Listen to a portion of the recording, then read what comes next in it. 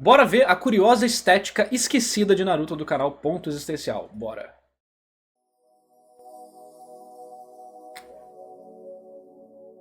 Naruto é uma obra que dispensa qualquer tipo de apresentação, exercendo até os dias de hoje uma enorme influência e popularidade. A gente pode dizer que em seus primórdios ele possuía uma estética que, com o passar do tempo, foi esquecida. E no vídeo de hoje a gente vai relembrar um pouco dela e entender mais sobre.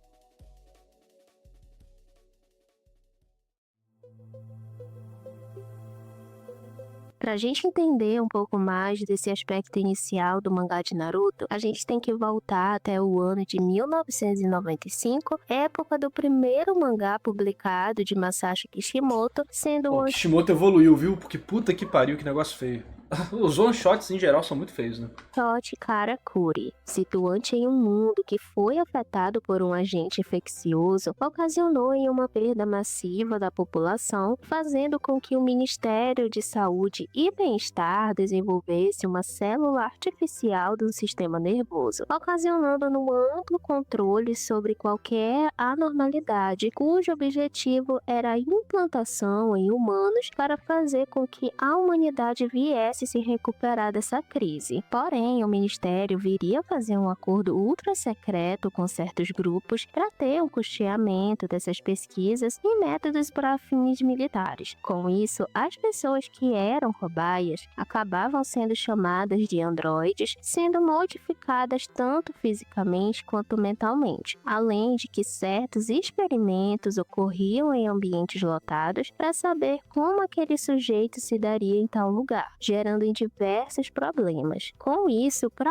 lidar com esse cenário, a Agência de Defesa Muito engraçado o Sasuke, né? É o Sasuke. Isso acontece, tá? Autores têm bibliotecas de personagem. Isso é dito no Shonen Jump Guide to Making Manga. Vários autores falam, mano, faça uma biblioteca de personagens, porque você vai reutilizar eles. Criar personagens novos enquanto você tá na publicação semanal é muito difícil. Então já tenha eles prontos.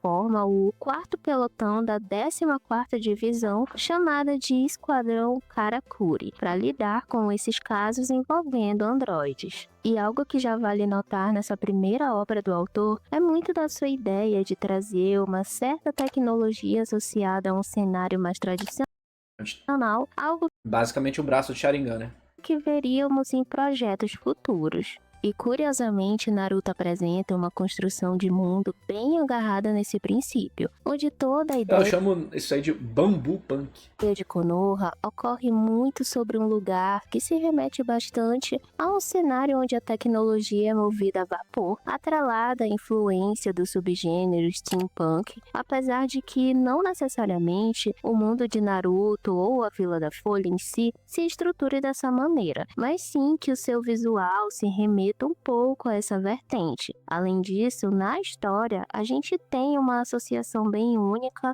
junto com os elementos tradicionais orientais, mas claro, sem levar muito a lógica do nosso mundo. Afinal, o autor criou algo bem único em si. E fora Konoha, outras vilas que podem ser A caracterizadas a Konoha é bem irada. Tipo, as vilas de Naruto em geral são muito iradas, né? partir de outras distinções dos gêneros punk. Um grande exemplo é a Vila da Areia, que facilmente pode ser colocada numa estética stone punk que, como o próprio nome diz, se remete a uma sociedade estruturada a partir da pedra ou em ambientes do tipo, além das claras inspirações da cultura árabe e também do Oriente Médio. Então, se agarrando nessas representações estéticas, elas possuíam um enorme apelo no começo da história, dado a forma de como elas eram apresentadas, principalmente a Vila da Folha sendo um lugar É que é conturbado, uma cidade, pô, é uma cidade grande, só que com essa estética antiga, né? Bem legal. com diversos elementos Só que Ultra HD 4K, vou te dar a dica em ponto existencial. Web Central, você vai achar tudo aí em qualidade HD oficial. em quadro, além do jogo de perspectiva, se agarrando muito também no movimento artístico É também porque o Kishimoto fazia de forma muito cinematográfica, né? Ele tinha muitos filmes de referência. E ele gosta muito de filme e animação. E Naruto ele foi construído muito dessa questão do cinema em mente. Então essas coisas no mangá, ângulos, lentes, cenário, isso acaba sendo um destaque muito grande na obra, né? maximalismo que se dá numa ideia de exagero, servindo como um contraponto ao minimalismo, algo que a gente só veria Weeb Central, WEEB Central. plenamente em seu último trabalho, Samurai 8, que mesmo ele não sendo responsável pela arte, Ó, muito confuso isso aqui, ó. Muito confuso. Muito confuso essa tartaruga voadora dentro de uma cidade, em cima de uma cidade de pedra. Muito confuso. Pouca sombra, pouca renderização, muitas cores chapadas. A nuvem é da mesma cor da tartaruga, que é da mesma cor da cidade. O preto é tudo igual. Tem no máximo algumas sombras cinzas chapadas também. basicamente foi construída toda sob a ideia e, curiosamente, foi um dos pontos mais criticados do É, mas porque não dá pra ver entender nada, cara. É um borrão na tela. Tudo da mesma coisa, tá vendo? Ó, tipo, percebe que esse raio. Ó, a nuvem. O balão de fala tá aqui.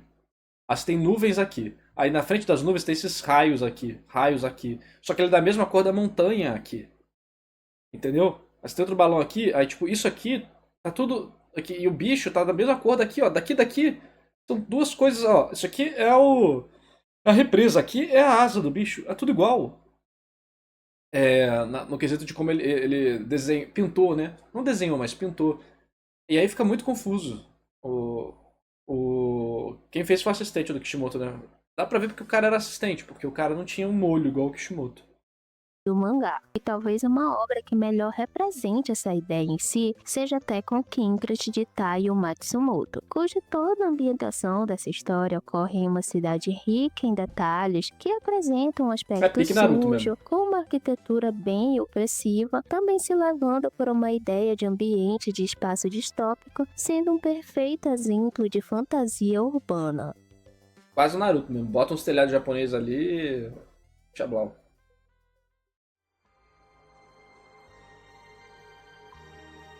No entanto, quando a gente pensa em Naruto, em seu começo o autor ainda queria situar a gente nesse mundo. Afinal, essa ideia que a gente tem da Vila da Folha se mantém em boa parte da história, porém, pela questão que ele ainda estava desenvolvendo os conceitos de espaço e até de personagens, gerava então em elementos estéticos bem únicos. E talvez os melhores exemplos disso eram as imagens de capas dos capítulos do mangá dessa fase, que normalmente são usadas pelos autores para colocarem seus personagens em diferentes cenários, trazendo consigo temáticas que muitas vezes não têm nem ligação direta com a sua história principal.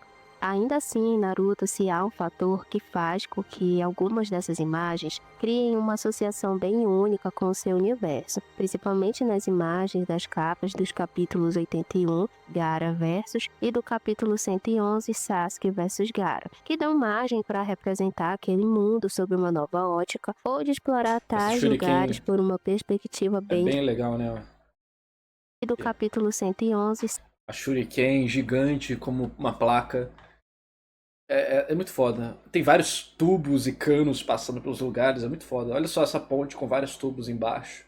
Sasuke vs Gaara, que dão margem para representar aquele mundo sob uma nova ótica ou de explorar tais lugares por uma perspectiva bem diferente, sendo atrelados novamente a essa vertente punk. E mesmo que esses exemplos ocorram bem em seu início, talvez a melhor demonstração disso seja na representação de Amigakure, sendo mostrada nos capítulos 327 e 329, muito estilo, né? respectivamente, onde todo o espaço se remete bastante numa cidade industrial, podendo também se estruturar como um amalgama de diversas influências visuais de outros. Olha a diferença disso aqui, preto e branco.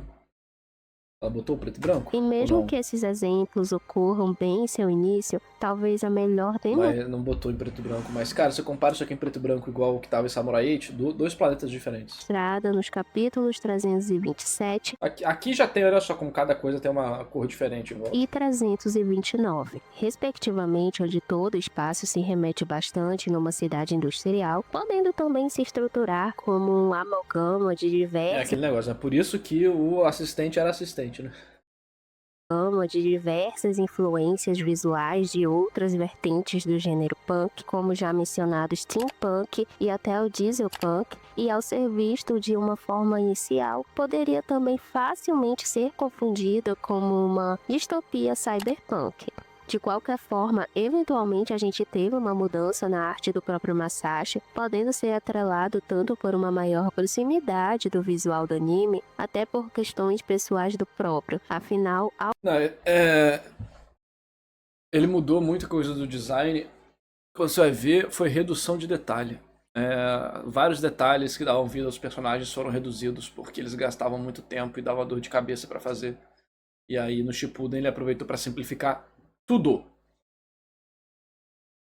É muito entendível, né? Porque é foda.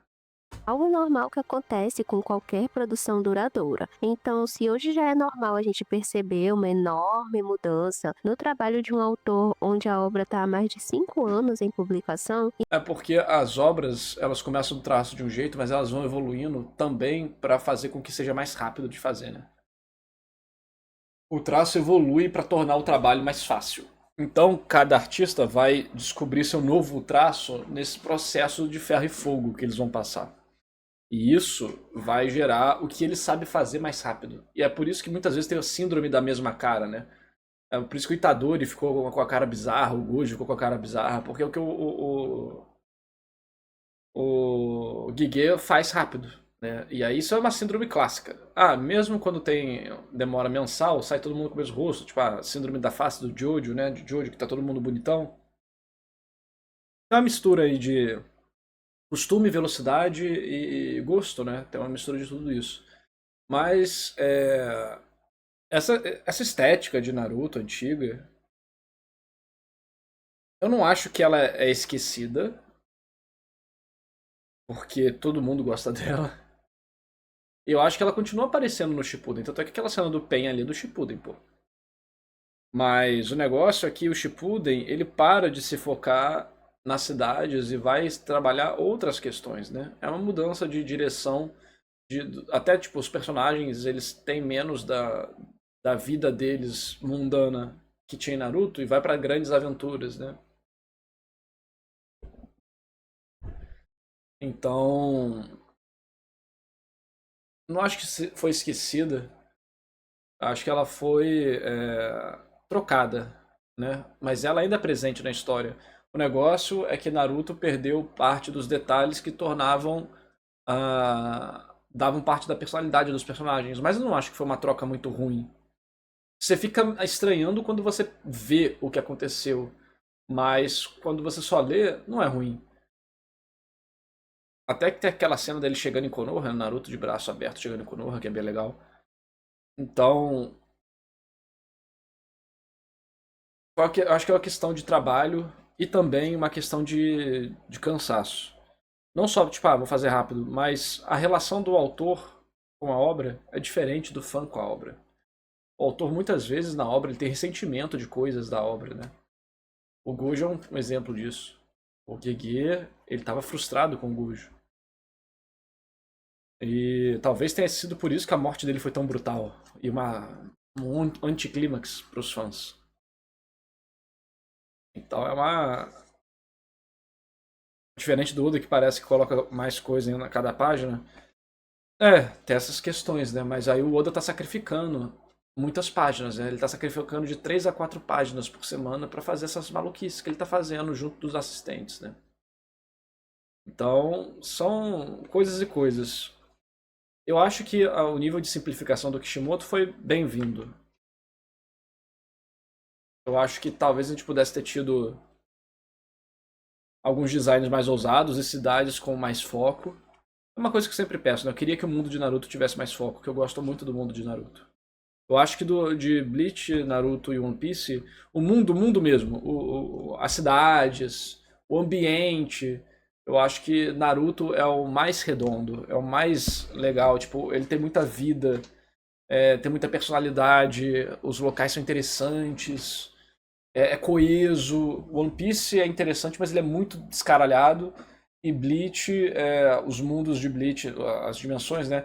tendência aos negócios mais estéreis, né? Porque o brutalismo, olha só como que é deprimente, sei que, brutal, e não tem individualidade. E aí os interesses dessas duas obras são coisas diferentes, né? Mas em Naruto, o mundo de Naruto, eu acho que tem um destaque visual, temático muito legal. Eu acho que é por isso que, inclusive, tem muito RPG de Naruto. Porque além do sistema ser ótimo para RPG, o mundo de Naruto ele tem muita imagem para você se localizar, entendeu? Você consegue imaginar um beco ali no mundo de Naruto, ali em Konoha, e imaginar esse beco específico diferente das outras coisas, mas pá, entendeu? É tipo Digimundo nesse sentido, que o Digimundo de Digimon 1 também é muito icônico, muito marcante. Dá vontade de, caraca, esse negócio bizarro, no meio da natureza tem um cano saindo e tem uma placa e um telefone público. Acho que Naruto conseguiu marcar muito isso e o Kishimoto é muito brabo. Mas eu acho de longe que o Kishimoto ele tem muitos problemas pessoais dele com o mangá em geral hoje em dia. É um sacrifício muito grande que os autores fazem e nem sempre eles saem felizes achando que valeu a pena. Mesmo o dinheiro. Eu sinto que o Kishimoto tá isso. Eu sinto que o Kishimoto tá com burnout até hoje. Imagina uma que esteve há mais de uma década. Então, apesar dessa mudança, não significa que a arte piorou. Muito pelo contrário, mas sim que em seu início ele possuía uma identidade bem única que muitas vezes pode acabar sendo esquecida. E Eu esse é não o acho que vídeo. foi Se você gostou, esquecida. curta, compartilhe. Mas entendo, né? Tipo, tem que fazer vídeo pro YouTube, tem que meter o bait. Bait não, título exagerado. Mas. Eu acho que ainda tem, pô, ainda tem muita coisa. É porque a história vai. Eu acho que isso é uma consequência de outros problemas, outros focos, outras decisões. Eu não acho que ele abandonou por não gostar mais. Tanto é que ele quis fazer nas outras histórias dele, no Samurai 8. Mas deu errado. Porque não era ele fazendo. Cara, Boruto, mano. Boruto pra mim era o espaço disso voltar, da gente diminuir o risco dos personagens lutarem contra coisas menores. E a gente vê as outras vilas, missões nas outras vilas, o mundo. Cara, ia ser muito foda, ia ser muito foda. Desenvolver os personagens direito, deixa os aliens pra depois. Trabalha o drama da tecnologia, como que a tecnologia afetou as vilas. A gente vê um pouquinho disso em Boruto, em Konoha, mas é muito rápido e eu acho que foi também meio preguiçoso assim, tipo, é muito próximo do nosso mundo, não senti que foi uma evolução punk. Igual as ferramentas ninja, eu acho que são evoluções punk, né? Mais punk do que a TV que tá lá. A TV de LCD. Tudo bem que tem uns tubos atrás dela, mas eu acho que dá pra ter ido mais, né? A Infinity, ele sempre xinga o editor quando eu falo isso, que o editor que falou pra fazer o exame Chunin logo e tal. Mas, pô, o editor não fez Boruto, entendeu? O editor não fez todo o resto do mangá. Foi o Kishimoto. O Kishimoto que quis fazer isso também. Ele poderia ter, depois do exame Chunin, ter trabalhado outras coisas, mas ele quis fazer Naruto e Sasuke, pô. Quis meter Katsuki, Naruto e Sasuke e pular pro Shippuden. Podia ter feito outras coisas aí. Então, calma lá, calma lá. Quem tava com a caneta na mão era o Kishimoto, não é o editor. Até porque foi, tipo, o Kishimoto agradece ao editor por isso. Agradece. Se ele xingasse o editor, aí eu tava com você. Mas como ele agradece o editor,